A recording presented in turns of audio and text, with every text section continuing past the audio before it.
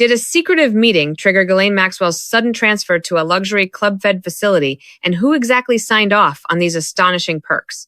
When Representative Deborah Ross locked eyes with Attorney General Pam Bondi, the ensuing confrontation stripped away political theater and exposed the raw mechanics of congressional accountability. Congressional hearings typically operate on a highly predictable rhythm, where routine questions are asked, rehearsed answers are provided, time inevitably expires, and the next political figure is recognized. Yet, every so often, a singular exchange completely shatters that expected cadence. This disruption did not manifest through theatrical shouting or manufactured outrage, but rather through cold, calculated precision. You must stay until the very end of this analysis, because the clash between Representative Deborah Ross and Attorney General Pam Bondi transcended a mere partisan squabble. Instead, it became a methodical surgical examination to uncover exactly who authorized the transfer of a convicted sex offender to a remarkably lenient facility widely nicknamed Club Fed. Crucially, this exchange sought to unearth why this highly controversial transfer occurred mere days after a marathon 2-day interview with a deeply influential senior official within the Department of Justice. If you are joining us for the first time, make sure to subscribe right now because we are stripping away the partisan talking points. This deep dive is fundamentally about documented, on-the-record questions and the recorded answers that form the bedrock of congressional oversight. The tense exchange commenced with a deceptively simple premise. Representative Ross masterfully established a baseline of common ground before introducing a single shred of controversy. She leveled her gaze and stated, "Attorney General Bondi, I think you and pretty much everybody else here and throughout the country believes that convicted sex offenders don't deserve special treatment or privileges in prison." It was a profoundly straightforward statement, strategically engineered to secure absolute agreement before pivoting to the granular specifics of the scandal. With that foundational agreement seemingly in place, Ross seamlessly transitioned to those very specifics. And yet, Ghislaine Maxwell, Jeffrey Epstein's co-conspirator, received perk after perk in prison, she declared. The narrative shift was instantaneous and whiplash-inducing, moving from a universally accepted theoretical principle directly into a highly specific, documented contradiction. Ross relentlessly continued, meticulously laying out a damning timeline for the room to absorb. She highlighted that in July, Maxwell had participated in a 2-day interview with Bondi's deputy, Todd Blanche, who also notably served as President Trump's former defense attorney. That specific detail held immense weight. Todd Blanche occupies a uniquely powerful dual role as both a deputy attorney general and the former defense attorney for Donald Trump. This critical interview spanned 2 full days, and the events that unfolded immediately afterward formed the entire foundation of Ross's piercing inquiry. Just days following that extensive interview, Maxwell was suddenly transferred out of a standard federal correctional institution located in Florida and relocated to a minimum security camp in Texas. Ross allowed a heavy, deliberate pause to hang in the air before delivering the next crucial piece of the puzzle. She pointed out that, given Maxwell's status as a convicted sex offender, she would normally be entirely ineligible for such a remarkably lenient placement. The timeline was now irrevocably established in the congressional record. There was a 2-day interview in July with Todd Blanche, followed mere days later by a transfer to a highly desirable facility that sex offenders are explicitly and typically barred from accessing. The suspicious proximity between these 2 monumental events was far from speculative. It was a hardened, documented reality. Ross then painted a vivid picture of this new environment, noting, at this new facility, and by the way, it's nicknamed Club Fed, we've heard reports that she's been afforded special privileges, puppy time, private workouts, personal mail, secretarial services. Each astonishing perk was listed separately, deliberately compounding the sheer weight of the reported accommodations. This was not merely a single isolated privilege, but an accumulation of multiple profound deviations from standard harsh prison conditions. These were undeniably special accommodations. With the stage set, Ross deployed the ultimate framing question, one designed to corner the witness. Attorney General Bondi, does a convicted sex offender like Ghislaine Maxwell deserve special treatment and privileges in prison, yes or no?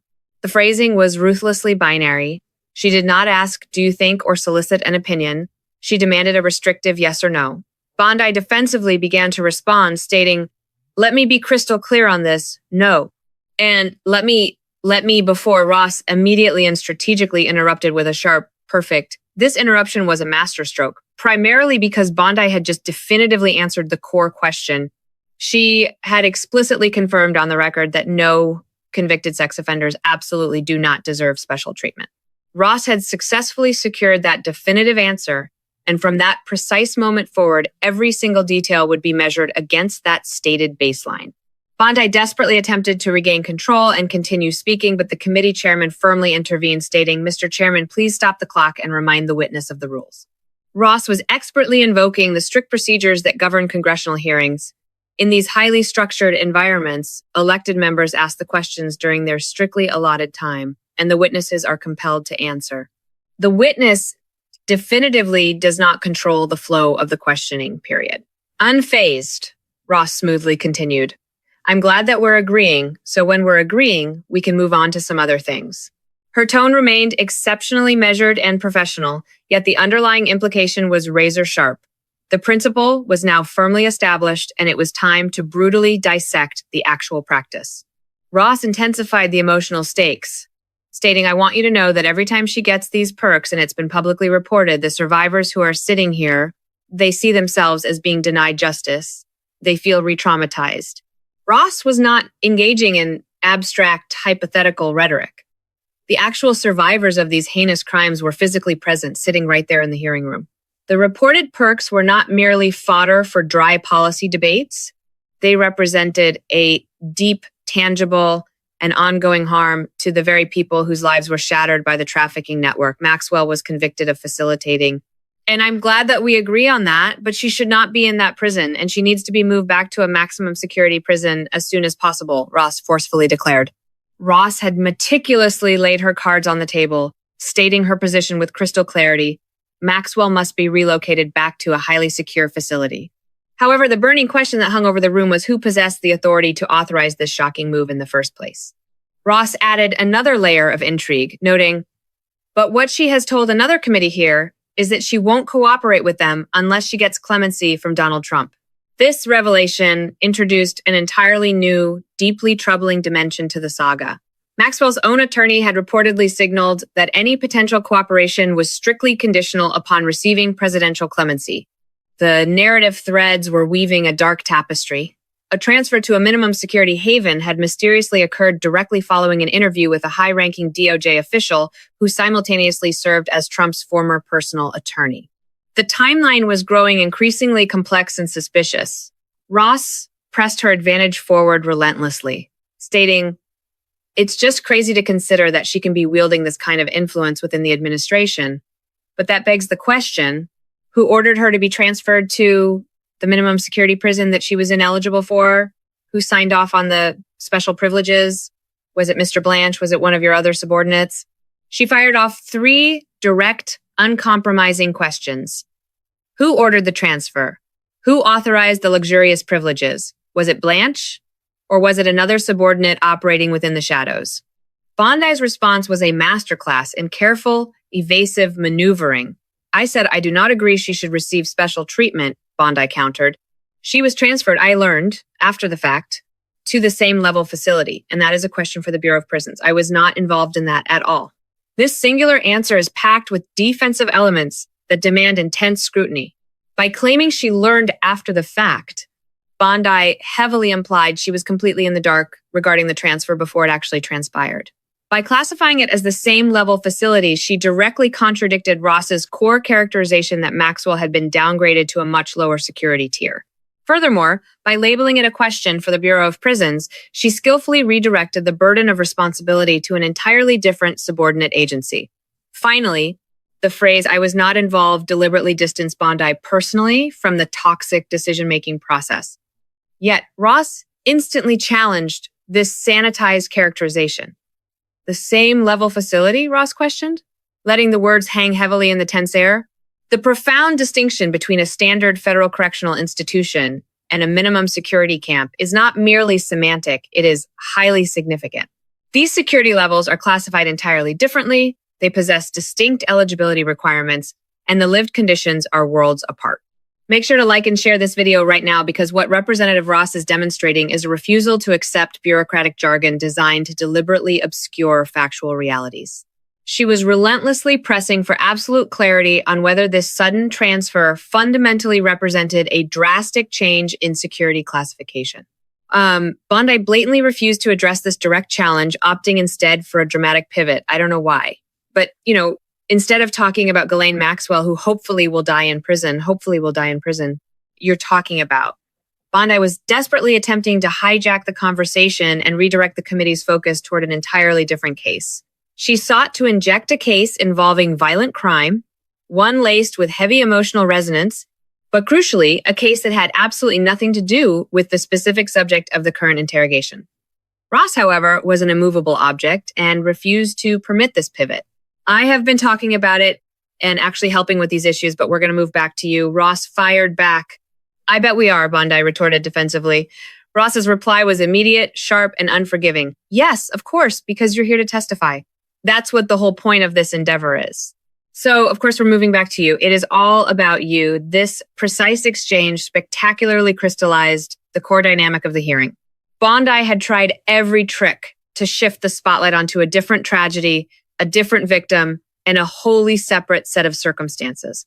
Ross, with ironclad resolve, reestablished the unbreakable framework of the room. This is a solemn congressional hearing. You are the sworn witness, and these pointed questions are explicitly directed at you and your sovereign responsibilities. Ross was actively reinforcing the very constitutional structure of the nation. Congressional oversight fundamentally exists to relentlessly examine the actions of the executive branch. The Attorney General is not immune. She is fundamentally accountable to Congress for the decisions executed within the shadowy halls of the Department of Justice. Attempting to desperately redirect questioning toward emotionally charged, unrelated cases fundamentally fails to fulfill that sacred accountability function. Ross marched forcefully to her next line of inquiry. As we've heard, she took the fifth in response to every single question in that committee hearing, and her lawyer dangled the offer of clemency. Should Donald Trump pardon or commute her sentence? Should she be released from prison? Yes or no? Once again, Ross wielded a binary weapon, yes or no. She then brilliantly added context to box Bondi in, stating, "You said you hope she dies there, so I'm hoping the answer is no." Bondi, visibly cornered, replied, "I already answered that question." Ross seized the moment immediately, responding, "Good, I'm very glad. I really like this bipartisan agreement with you." An undeniable pattern had now been cemented. Twice in a row, Ross had deployed a binary question. Twice, Bondi had reluctantly provided or confirmed the answer, and twice Ross had swiftly acknowledged this forced agreement before relentlessly moving forward. But then Bondi attempted her desperate redirect maneuver one final time, but you don't want to talk about Lake and Riley. You don't want to talk about Ross. I talk about violent crime, but I am not here to testify before Congress. You are. That is your job today. That single devastating statement, I am not here to testify before Congress, you are instantly became the defining, unforgettable line of the entire explosive exchange. It perfectly articulated the absolute foundational structure of congressional oversight. The witness does not possess the right to capriciously redirect questioning by raising pet topics. The witness does not have the privilege to deflect scrutiny by injecting deeply emotional cases that are entirely unrelated to the vital matter currently at hand. The witness sits in that chair for one reason only, to answer direct questions regarding their vast responsibilities and the consequential actions taken under their immense authority. Ross, undeterred, continued her surgical questioning, pivoting seamlessly to the shadowy figures within the Department of Justice who might be quietly pulling strings regarding clemency. I want you to know that your own DOJ employee, he's recently been demoted and had some other problems, advises on pardons. Do you think he will be advising Mr. Trump on any kind of clemency or pardon for Ghislaine Maxwell? The question was incredibly specific and deeply alarming. A specific DOJ employee tasked with advising on presidential pardons had been recently demoted. Would this compromised individual be whispering in the president's ear regarding Maxwell's fate? Bondi's response was a brief stonewalling tactic. I am not going to speculate. Crucially, this was not a denial that such a compromised employee existed, nor was it a denial that secret pardon advice was actively being formulated. It was simply a stubborn refusal to speculate on future administrative actions. Bondi then launched into yet another deflection, this time attempting to attack a minor detail from Ross's earlier preamble. And you couldn't even identify properly, That's why you don't want to talk about Lake and Riley. You couldn't properly identify her relative Bondi accused. The desperate implication was that Ross had committed a faux pas in identifying someone tragically connected to that separate case, a topic Bondi kept trying to forcibly inject into the record. Ross parried the attack instantly, stating, "Absolutely have been." And her family, by the way, appreciates all of the condolences, all of the help, everything that our law enforcement in North Carolina has been doing to help her family. Her family feels well treated. With that final neutralizing response, Ross abruptly yielded back the remainder of her time. The fiery exchange had concluded, but the sheer magnitude of what had been accomplished was staggering. Several critical facts were now permanently etched into the uncompromising congressional record. First, Bondi had been forced to confirm that convicted sex offenders absolutely do not deserve special treatment or luxurious privileges behind bars. Second, she explicitly confirmed she was completely uninvolved in the scandalous decision to transfer Maxwell, claiming she only learned about it after the deed was done. Third, Bondi defensively characterized the transfer as being to the same level facility, a highly dubious characterization that Ross fiercely challenged. Fourth, Bondi attempted to wash her hands of the matter, stating the decision was purely a question for the Bureau of Prisons, actively redirecting ultimate responsibility to a subordinate agency. However, the most chilling revelations were the questions left completely unanswered. Who exactly ordered this highly unusual transfer? Who signed their name to authorize the staggering array of reported privileges? Was Todd Blanche, the president's former attorney, intimately involved in orchestrating this decision? These massive questions remained gaping, open wounds, not because Representative Ross failed to ask them with precision, but because Attorney General Bondi's answers consisted entirely of redirecting the blame to the Bureau of Prisons without naming a single specific individual or outlining any transparent decision-making process. The meticulous timeline Ross in July, a secretive 2-day interview takes place between Maxwell and Todd Blanche, a highly senior DOJ official who previously served as Trump's loyal defense attorney. Mere days later, Maxwell is suddenly whisked away to a minimum security oasis, a facility that sex offenders are typically barred from ever entering. Shortly after, explosive reports emerged detailing Maxwell basking in unprecedented privileges, puppy time, private workouts, personalized mail handling, and even secretarial services. Simultaneously, a separate but deeply connected development breaks. Maxwell's attorney publicly signals she will outright refuse to cooperate with crucial congressional committees unless she is granted a presidential clemency. While each of these startling facts might theoretically have innocent, isolated explanations, when woven together, they form a terrifying pattern.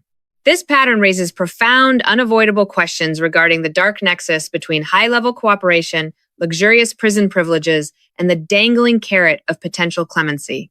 Make no mistake, the Bureau of Prisons operates squarely under the overarching umbrella of the Department of Justice. The Attorney General is the ultimate overseer of that department.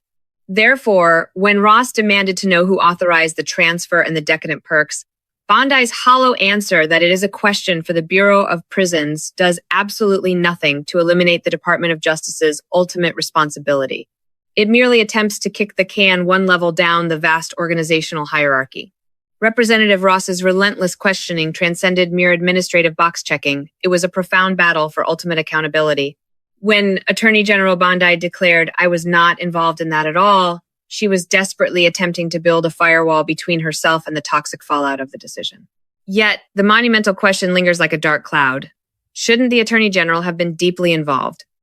When a wildly high-profile, convicted sex offender is mysteriously transferred to a highly desirable facility she is normally entirely ineligible for, and when this transfer occurs just days after an exhaustive interview with a top-tier DOJ official, shouldn't that seismic event have immediately triggered alarm bells on the Attorney General's desk? These are not mere rhetorical musings. They are deeply structural, existential questions concerning exactly how oversight and integrity function within the highest echelons of the Department of Justice. We must not forget the survivors whom Ross courageously centered in her remarks. These individuals, physically present in the intimidating hearing room, represent the agonizing human dimension of what might otherwise seem like a dry administrative debate. Because for them, every single reported privilege, every luxurious accommodation, and every shocking deviation from standard punitive protocol profoundly distorts how they perceive the ultimate delivery of justice. Ross laid bare the raw truth, stating that these survivors feel actively re-traumatized when they are forced to witness reports of their abuser receiving specialized elite treatment. This is not a slick political talking point manufactured for cameras. It is a heavily documented, agonizing psychological reality for human beings who endured unimaginable harm and are now forced to watch how the legal system treats the woman convicted of facilitating their nightmares. When Bondi cynically attempted to change the channel and redirect the emotional temperature to completely unrelated cases, Ross's icy response, "I am not here to testify before Congress. You are," was not a callous dismissal of those other tragedies. Rather, it was a fiercely necessary reaffirmation of the very soul and purpose of congressional oversight. Let us be absolutely clear. Congressional hearings are not freewheeling debate club stages, where both sides toss out competing, emotionally manipulative topics to score points. They are highly structured, deeply serious examinations where elected representatives demand answers and executive officials are legally bound to provide them regarding their specific responsibilities and actions. When a sworn witness brazenly attempts to redirect the intense glare of the spotlight by raising unrelated cases, they are actively constructing a false equivalence. It is a manipulative tactic designed to falsely suggest that aggressively questioning one vital matter somehow means other tragedies are being maliciously ignored. But Ross masterfully neutralized this tactic, explicitly reminding the room that she has actively been addressing those other harrowing issues. However, the burning, undeniable question currently at hand was the highly suspicious transfer of Ghislaine Maxwell and the staggering elite privileges she has reportedly been granted. I urge you to subscribe now and hit the notification bell because the explosive details of this exchange are now permanently cemented into the official congressional record. The piercing questions were asked, a few evasive answers were given, while others were shamelessly deflected, but every single second of it is meticulously documented. The concept of Club Fed functioning as a cultural shorthand for remarkably lenient minimum security facilities is certainly nothing new.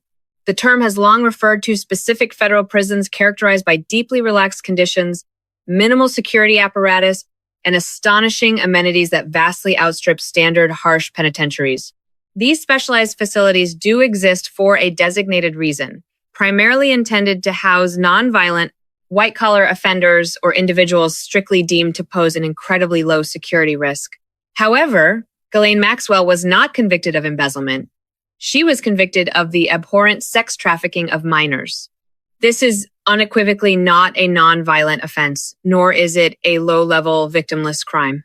It is precisely for this reason that Ross so aggressively emphasized that Maxwell would normally be entirely categorically ineligible to step foot in such a facility. Strict eligibility standards exist for a vital reason, and when a notorious inmate is suddenly transferred to a pristine facility they would not normally qualify for under any standard metric, the burning question of exactly who authorized that shocking exception becomes fiercely, undeniably relevant. The revelation of the 2-day interview with Todd Blanche injects a massive dose of alarming complexity into the timeline. Blanche is not merely a nameless, faceless DOJ bureaucrat. He previously served as Donald Trump's high-powered defense attorney before being remarkably elevated to a highly senior, immensely powerful position within the Department of Justice. This unprecedented dual role inherently creates a massive breeding ground for potential conflicts of interest. These may not be fully proven conflicts yet, but the potential is glaring. When an individual who previously fiercely defended the president in highly sensitive legal matters is suddenly handed sweeping authority over sensitive federal prosecutions and the management of high-value prisoners, deeply uncomfortable questions regarding exactly whose interests are truly being served become entirely unavoidable.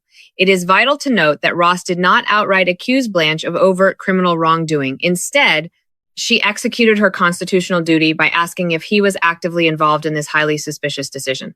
That is the very definition of oversight. It is an essential inquiry, not a baseless accusation. Consider the staggering list of reported privileges: puppy time, private workouts, personal mail handling, and secretarial services. While each item might sound relatively minor if viewed in absolute isolation, when combined, they represent a highly disturbing pattern of elite accommodation that wildly deviates from standard, grueling prison conditions. Puppy time likely refers to highly coveted therapeutic programs involving animals, while private workouts heavily suggest she is being granted exclusive, individualized exercise time far away from the dangers of general group recreation. Personal mail deeply implies a preferential, fast-tracked handling of her correspondence, And the shocking mention of secretarial services suggests she is receiving specialized administrative support that is virtually unheard of for standard inmates. Every single one of these astonishing perks would absolutely require explicit high-level authorization. Someone, somewhere in the chain of command, made the affirmative decision that Maxwell could luxuriously participate in these highly restricted programs. Someone actively approved the allocation of taxpayer resources necessary to provide them to her. And yet, when Representative Ross directly asked who made those precise, monumental decisions, the hollow, deflected answer was simply that it is a question for the Bureau of Prisons. But we must constantly remember that the Bureau of Prisons ultimately answers to and operates under the absolute oversight of the Department of Justice.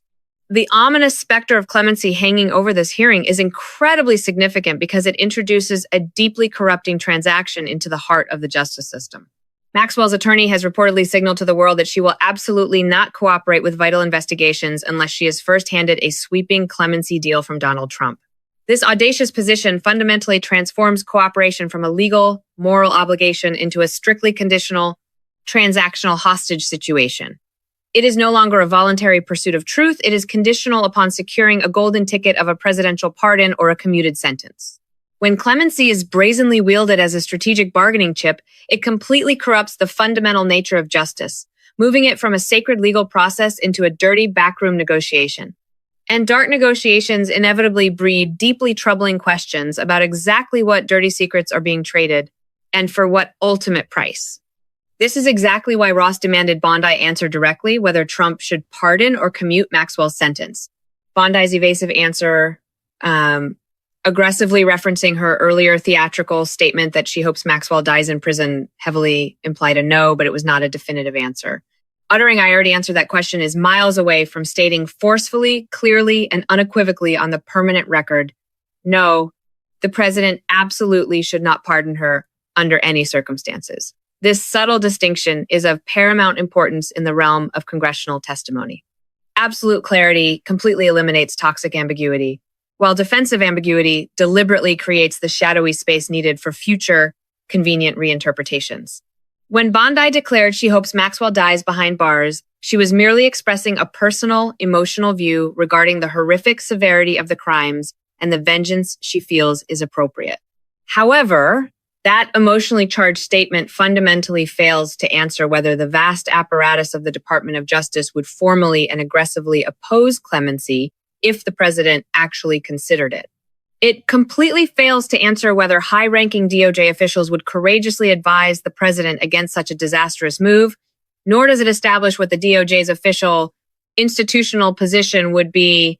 Those are entirely separate, deeply vital questions that were entirely and perhaps intentionally dodged. The explosive exchange between Ross and Bondi was remarkably brief, comprising just a few tense minutes of rapid-fire questioning in a standard congressional format. Yet, within that incredibly brief window, several monumental data points were violently hammered into reality. The Attorney General was forced to confirm that convicted sex offenders absolutely should not receive special elite treatment. She desperately confirmed she was completely uninvolved in the shocking decision to transfer Maxwell. She actively attempted to redirect all furious questions regarding who actually authorized the transfer straight to the Bureau of Prisons. And, tellingly, the Attorney General attempted multiple desperate times to completely hijack the hearing and shift the focus to entirely unrelated tragedies, only to be forcefully, publicly reminded that she was the witness under scrutiny, not the one asking the questions. Every single moment of this incredible clash is now meticulously documented. This is not fleeting hearsay in a news article or a biased opinion piece. This is permanently enshrined in the official, unalterable congressional record. These records do not simply vanish into the ether. They remain perpetually accessible to future, aggressive oversight committees, relentless investigative journalists, dogged researchers, and the watchful public. The burning, terrifying question of who actually approved Maxwell's highly suspicious transfer to a minimum security utopia remains entirely unanswered. The deeply unsettling question of who specifically authorized the staggering list of elite reported privileges remains entirely unanswered. Furthermore, the existential question of whether a sweeping corrupt clemency deal is quietly being considered remains entirely unanswered. However, the brilliant triumph of Ross's strategy is that the questions themselves are now undeniably part of the official record. And in the relentless machinery of congressional hearings, unanswered questions do not simply evaporate, they calcify. They transform into the undeniable foundation for aggressive follow-up inquiries, massive subpoenas forcing the release of hidden documents, and furious demands for sworn testimony directly from the highest levels of Bureau of Prisons leadership.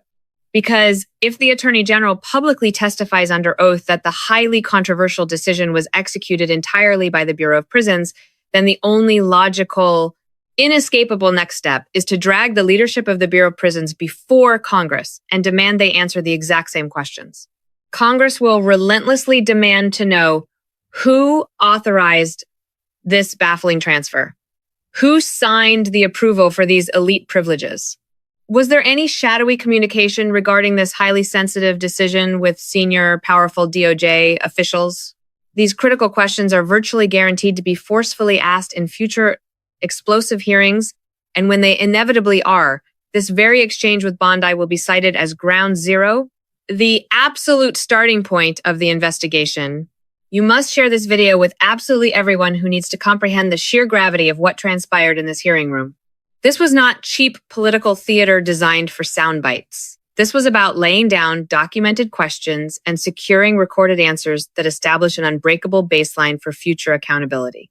We must return to the survivors whom Ross so powerfully invoked. They remain the absolute, unshakable moral center of this entire dark saga. The core issue is not the swirling political dynamics or the bureaucratic institutional tensions.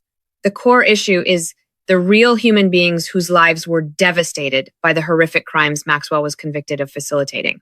For these survivors, every single reported luxurious privilege granted to their abuser represents a sickening deviation from the justice they were promised. Every elite accommodation feels like a cruel, calculated minimization of the unimaginable harm they endured. Every whispered suggestion of a secret clemency deal feels like a total, devastating erasure of any genuine accountability. This is precisely why Representative Ross made the brilliant, compassionate choice to loudly emphasize their physical presence in that very hearing room. They are not abstract, faceless legal concepts printed on a page.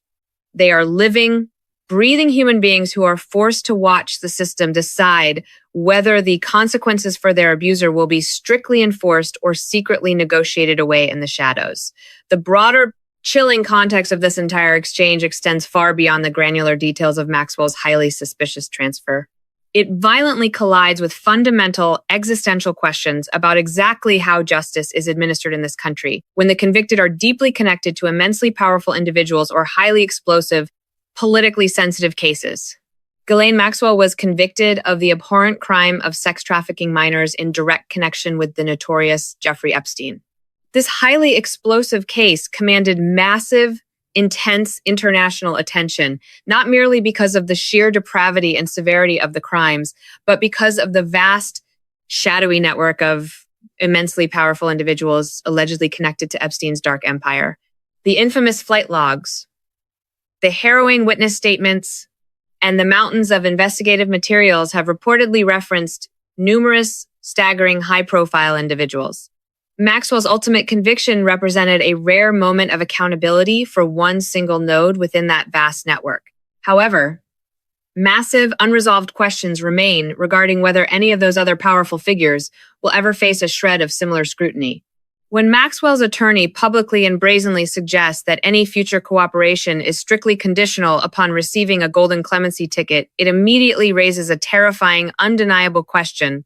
Exactly what explosive, world-shattering information does she possess that would even warrant entertaining such a corrupt negotiation? That exact chilling question was heavily implicit throughout the entirety of Ross's surgical line of questioning. Because if Ghislaine Maxwell truly possesses damning, factual information regarding other immensely powerful individuals actively involved in criminal activity, the only appropriate, legally sound course of action is standard, rigorous cooperation with law enforcement through established, legally binding processes. It is absolutely not conditional cooperation based on the ultimate trump card of presidential clemency.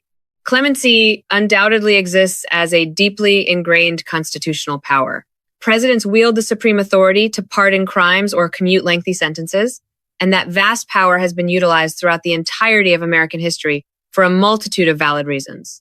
It has been used for correcting grievous systemic injustices, demonstrating profound mercy, or officially recognizing genuine hard-fought rehabilitation. However, the moment clemency is weaponized and positioned as a mandatory condition for cooperation in a massive ongoing criminal investigation, it violently mutates.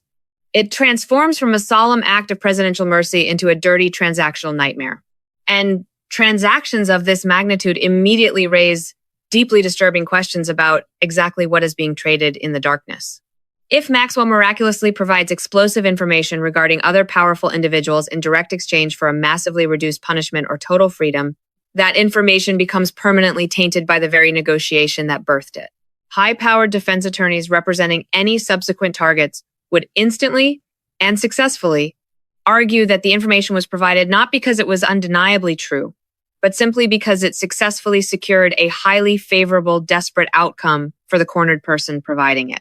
This is precisely why standard, legally binding cooperation agreements in massive federal cases are structured with extreme, meticulous care.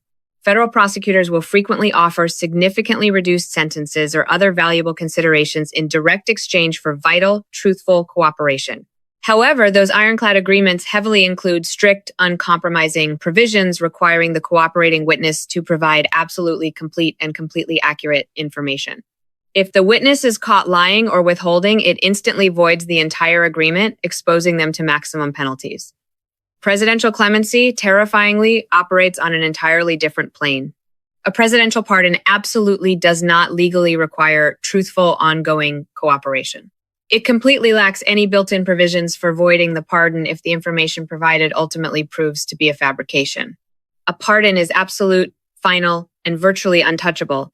This is exactly why Ross's devastating question, should Trump pardon or commute Maxwell's sentence, cut straight to the very heart of the matter.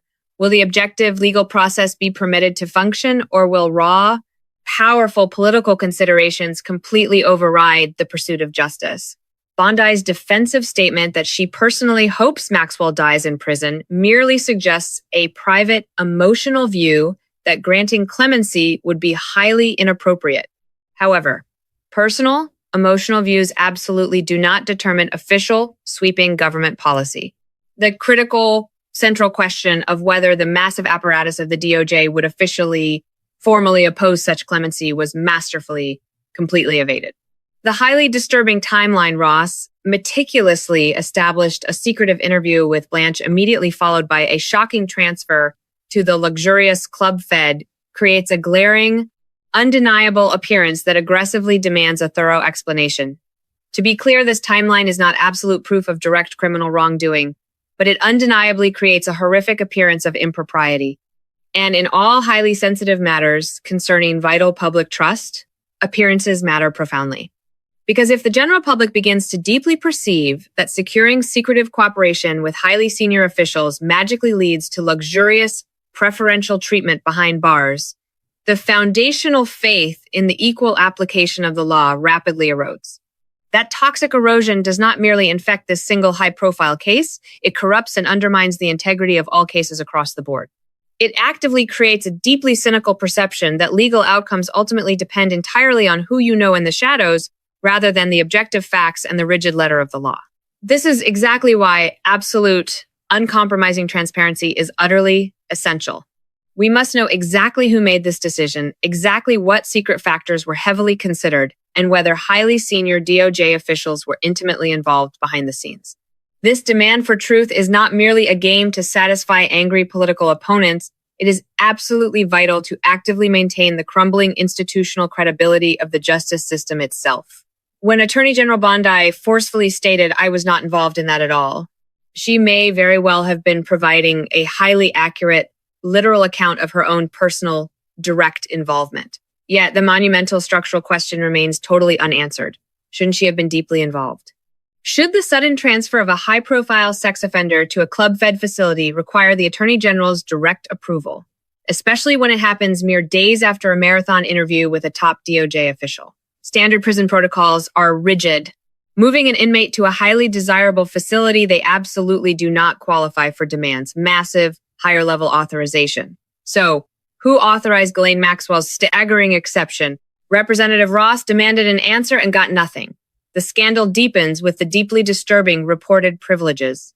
Puppy therapy, isolated private workouts, personalized mail handling, and secretarial services are not standard penitentiary life. They require explicit, high-level approval. Every reported perk represents a specific affirmative decision by someone in power to grant luxurious accommodations. When asked who made these decisions, Attorney General Pam Bondi hollowly deflected to the Bureau of Prisons, but the BOP operates entirely under the DOJ. Accountability doesn't stop at the agency level. If there are credible concerns about preferential treatment, DOJ leadership bears the ultimate responsibility. Bondi's defensive claim that she learned of this massive transfer after the fact is terrifying. Shouldn't the Attorney General be notified before controversial, highly connected inmates are moved? Bondi desperately tried to deflect from this, attempting to force the tragic Lake and Riley case into the spotlight to run down the clock and create a toxic false equivalence. But Representative Ross delivered a devastating, icy response. I am not here to testify before Congress, you are. That single line brilliantly reestablished the room's constitutional framework. Congressional hearings are not equal footing debates, they are rigid accountability mechanisms. The sworn witness does not get to seize control of the agenda. Ross instantly neutralized the deflection, yielding back her time and permanently hammering these unanswerable questions into the congressional record. What happens next? Congress possesses the power to drag Bureau of Prisons officials into the spotlight. Subpoenas, document requests, sworn testimony. Every future investigation will point directly back to this fiery exchange as ground zero. For the traumatized survivors sitting in that hearing room, it was an agonizing mix of deep validation and crushing frustration. They saw their concerns raised at the highest levels, yet watched transparent answers be arrogantly withheld. But oversight is a relentless process, and this hearing was just the first domino to fall. The most terrifying shadow hanging over this entire scandal is the threat of clemency. If Maxwell receives a golden presidential pardon, it instantly evaporates any leverage prosecutors have. Worse, it blasts a devastating signal to every other criminal witness. Cooperation is unnecessary if you have powerful political connections. Ross's question about a Trump pardon wasn't just about Maxwell, it was about the destructive precedent that a corrupt bailout would permanently set. Bondi hinted at a personal opposition to a pardon, but personal feelings are not sweeping DOJ policy. Will the DOJ courageously provide the president with facts on how a pardon would destroy ongoing criminal investigations? Or will they remain cowardly and silent? The executive branch wields immense power, but it must answer to Congress. That is the absolute bedrock of our Constitution. When the highest law enforcement officer redirects vital questions, Congress must unleash its terrifying tools to compel the truth. The legal system claims Maxwell's imprisoned, but exactly how that imprisonment is being administered is now under unforgiving scrutiny. But this story is far from over. The subpoenas are coming, the hidden documents are waiting to be dragged into the light, and the fallout from this single hearing is about to trigger a massive political earthquake. Do you believe this highly suspicious club-fed transfer demands a full-blown investigation? Should clemency be permanently off the table for convicted sex traffickers, regardless of the explosive secrets they claim to hold? Drop your thoughts in the comments below, hit that subscribe button, and turn on notifications because in our next video, we are exposing exactly what those hidden Bureau of Prisons documents reveal. You won't want to miss this.